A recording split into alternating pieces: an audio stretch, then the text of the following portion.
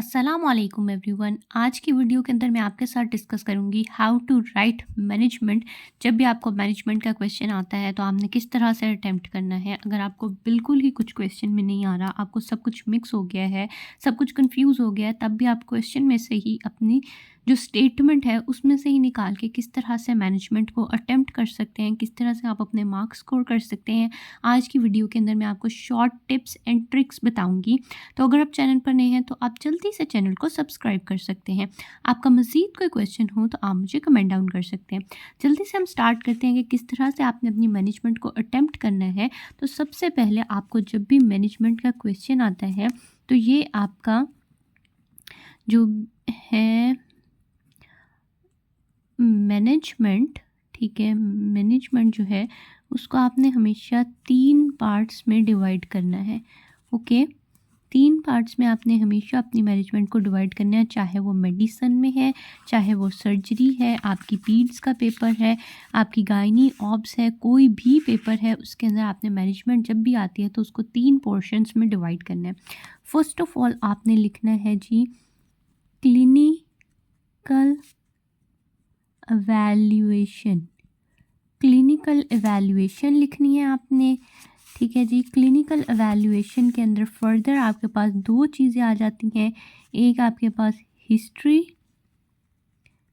Taking आ जाती है और एक आपके पास एग्जामिनेशन आ जाता है। ओके, फर्दर आपके पास आ जाती है जी इन्वेस्टिगेशन। इन्वेस्टिगेशन में भी आपके पास 2 तरह की है, एक जनरल है और एक आपके पास स्पेसिफिक है। फर्दर आपके पास आ जाती है ट्रीटमेंट। ट्रीटमेंट भी आपके पास 2 तरह की होती है, एक जनरल है एंड एक आपके पास स्पेसिफिक है, राइट। अब ये इतना पैटर्न तो आपने हर मैनेजमेंट के अंदर फॉलो करना है।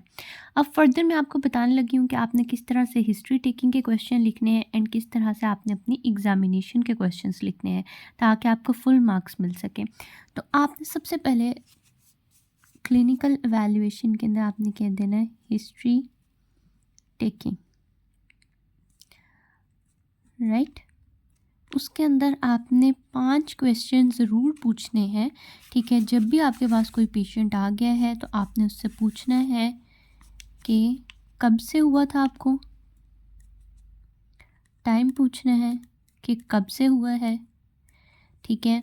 उसके बाद आपने पूछना है कि क्या सिम्टम्स उसको आ रहे हैं। तीसरा आपने पूछना है उसके लिए उसने कोई ट्रीटमेंट ली है या नहीं ली। चौथा आपने पूछना है इस डिज़ीज़ की फैमिली हिस्ट्री है उसकी, यानी उसकी फैमिली में किसी को ये डिज़ीज़ पहले से है। और चौथा 5वां क्वेश्चन आपने ये पूछना है कि कोई क्रोनिक इलनेस फैमिली में है, जैसे कि डायबिटीज़ मेलाइटस आपके पास आ जाता है, टीबी है आपके पास, अस्थमा है आपके पास, हाइपरटेंशन है, तो इस तरह की कोई डिज़ीज़ तो नहीं है। अब मैं आपको एग्ज़ाम्पल देती हूँ।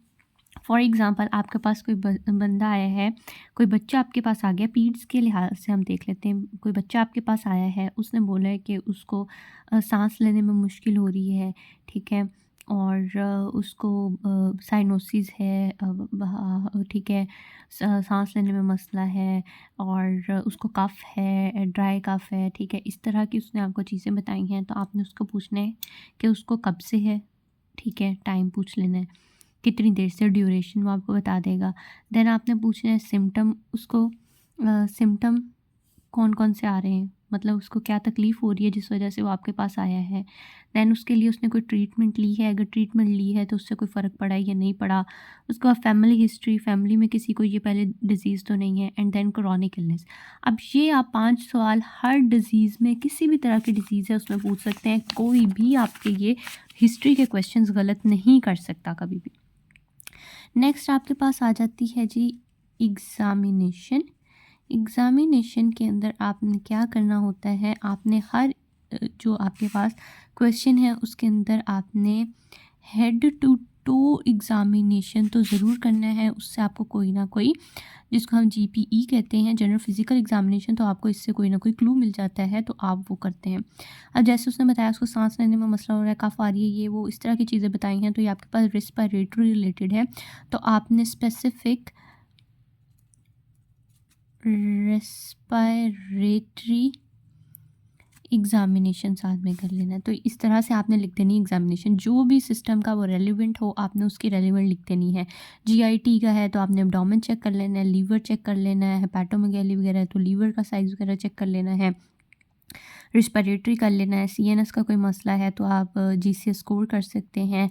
इस तरह के आपने सारे अपने कर लेने हैं।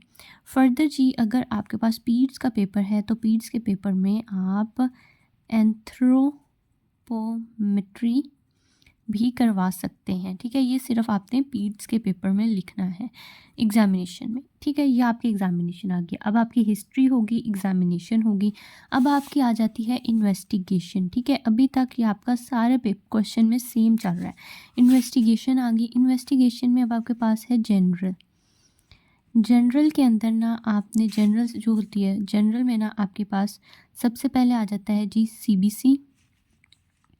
जनरल के अंदर एक आपके पास आ जाता है सीबीसी, दूसरा आपके पास है सीरम एनालिसिस, जो आपने हर एक में कराना ही कराना होता है। सीरम एनालिसिस में क्या आता है आपका एलएफटी, आपका आरएफटी, आपका सीरम इलेक्ट्रोलाइट का लेवल एंड आपके पास ब्लड ग्लूकोज लेवल, ये आपने चीज़ें करानी होती हैं। एंड एक जो जनरल में आपके पास आता है दैट इज़ वायरल सेरोलॉजी, ठीक है। वायरल सेरोलॉजी भी आप करवाते ही करवाते हैं। उसके अंदर HIV करा लेते हैं, HCV करा लेते हैं और सरफेस एंटीजन जो आपके पास हेपेटाइटिस बी का है ये करा लेते हैं। तो ये आपकी होगी जनरल इन्वेस्टिगेशन। उसके बाद आपका क्वेश्चन अब शुरू हुआ है कि आपकी स्पेसिफिक इन्वेस्टिगेशन क्या है। अब स्पेसिफिक इन्वेस्टिगेशन ना आपके क्वेश्चन पर डिपेंड करती है कि किस तरह का क्वेश्चन आ गया है। अब मैं आपके पास एक क्वेश्चन एग्जांपल के तौर पर ले लेती हूँ। अ 7-year-old गर्ल है, आपके पास प्रेजेंट की है विद द सीजर्स, ठीक है। सीजर्स है तो अब ब्रेन का कोई मसला, ठीक है। There is a slight facial and आपके पास पेरिफेरल एडीमा, अब उसको फेशियल भी है और पेरिफेरल एडीमा भी है। उसके बाद ब्लड प्रेशर उसका उसने बताया 180/110 है। यूरिन एग्जामिनेशन के अंदर कोला कलर का आपको यूरिन मिल रहा है, हीमेचूरिया है and he had a sore throat a week before this illness, ठीक हो गया। तो ये उसने आपको हिस्ट्री आके बताई है। अब आपने डायग्नोस और इन्वेस्टिगेशन करनी है। अब आपने इन्वेस्टिगेशन इसके लिहाज से ही देख लेनी है। सबसे पहले आपके पास आ गया कि आपके पास कोई रीनल मसला है, क्योंकि हीमाचूरिया है, कोला कलर यूरिन है, तो आपके पास कोई यूरिनरी मसला है। तो आपने इसके अंदर सबसे पहले कोई इन्फेक्शन हो सकती है तो CRP और ESR करा लेना है। साथ में आपने यूरिन एनालिसिस करा लेना है, ठीक है। आप हर क्वेश्चन का इस तरह से याद रखेंगे तो आपको बहुत आसानी रहेगी, आपको रट्टा मारने की ज़रूरत नहीं रहेगी, ठीक है जी। यूरिन एनालिसिस करा लिया आपने, इसके अंदर यूरिया लेवल, आपने क्रेटिनिन लेवल करा लिया, ठीक है। क्रेटिनिन का लेवल करा लिया, यूरिक एसिड देख लिया, ठीक है। आपने यूरिन के अंदर आपने कास्ट देख लिए ब्लड के, क्योंकि हीमाचूरिया है। उसके बाद आपने ब्लड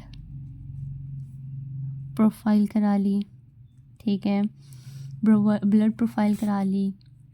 उसके बाद आप और क्या करा सकते हैं इसके अंदर, CNS के मसले, सोर थ्रोट है तो आप उसके अंदर सोर थ्रोट के अंदर आप करवा सकते हैं कोएगुलेशन प्रोफाइल, ब्लड हो रहा है ना तो ब्लड प्रोफाइल आपने करा ली, साथ में केराटिन लेवल वगैरह करा लिया। एंड देन आपके पास आ जाता है कि आप माइक्रोस्कोपिक एनालिसिस, रीनल बायोप्सी करा लें, रीनल अल्ट्रासाउंड करा लें, ठीक है जी। उसके बाद ASO टाइटर करा लेंगे एंड उसके बाद आप एंटी डीएनएज करवा लेंगे फॉर द इन्फेक्शन। ठीक है, तो इस तरह से अगर आप याद रखते हैं तो आपको कुछ ना कुछ चीज़ें जो है वो रिलेट कर जाएंगी। ये आपकी स्पेसिफिक मैनेजमेंट होगी। उसके बाद आ गई जी आपकी जनरल जो आपकी ट्रीटमेंट है। अब ट्रीटमेंट भी आपके पास दो तरह की है। ठीक है, उसके बाद आगे जी आपकी जनरल मैनेजमेंट। जब भी आपके पास पेशेंट आया आपने सबसे पहले उसको एडमिट कर लिया, उसके वाइटल्स आपने मेंटेन एंड मॉनिटर किए। ठीक है, आपने मेंटेन कर ली आईवी लाइन। ठीक है, अनकॉन्शियस पेशेंट है तो आपने एनजी ट्यूब उसके खाने के लिए एनजी ट्यूब पास कर लेनी है। आपने कैथेटराइजेशन कर लेनी है ब्लैडर की केयर के लिए। देन आपने कोई भी इन्फेक्शन हो तो ब्रॉड स्पेक्ट्रम एंटीबायोटिक जो है ना वो प्रोफिलेक्सिस के अंदर देनी ही देनी होती है। लेक्सिस के अंदर आपने देनी ही देनी है। जनरल हो गया। उसके बाद आपके पास आगे स्पेसिफिक मैनेजमेंट। स्पेसिफिक मैनेजमेंट ना आपने क्वेश्चन से निकालनी है। क्वेश्चन में उसने आपको क्या बताया था कि उसका ना सीजर्स आ रहे थे, तो सीजर्स के लिए आप उसको डायज़ेपैम दे सकते हैं। ठीक है, उसके बाद उसकी हाइपरटेंशन थी तो हाइपरटेंशन के लिए आप एस इनहिबिटर ए बी आर्ब्स दे सकते हैं।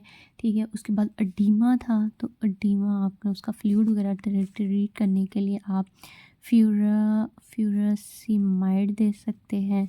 साथ ही आप डायलिसिस भी करा सकते हैं फ्लूइड को कंट्रोल करने के लिए। ठीक है, और इन्फेक्शन के लिए जो उसकी इन्फेक्शन है उसके लिए आप एंटीबायोटिक्स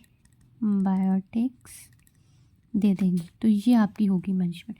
अब आपको इसमें कुछ भी याद करना नहीं पड़ा। आपने क्वेश्चन से देखा उसके क्या क्या सिम्टम्स, कॉम्प्लिकेशंस एंड साइंस थे, आपने उनको ट्रीट किया और इस तरह से आपकी जो पूरी ट्रीटमेंट थी। अब देखें ये मैनेजमेंट अगर आप लिख के आते हैं, आपकी हिस्ट्री टेकिंग है, एग्ज़ामिनेशन है, आपकी जनरल इन्वेस्टिगेशन, स्पेसिफिक इन्वेस्टिगेशन, आपकी ट्रीटमेंट जनरल है, आपकी स्पेसिफिक है।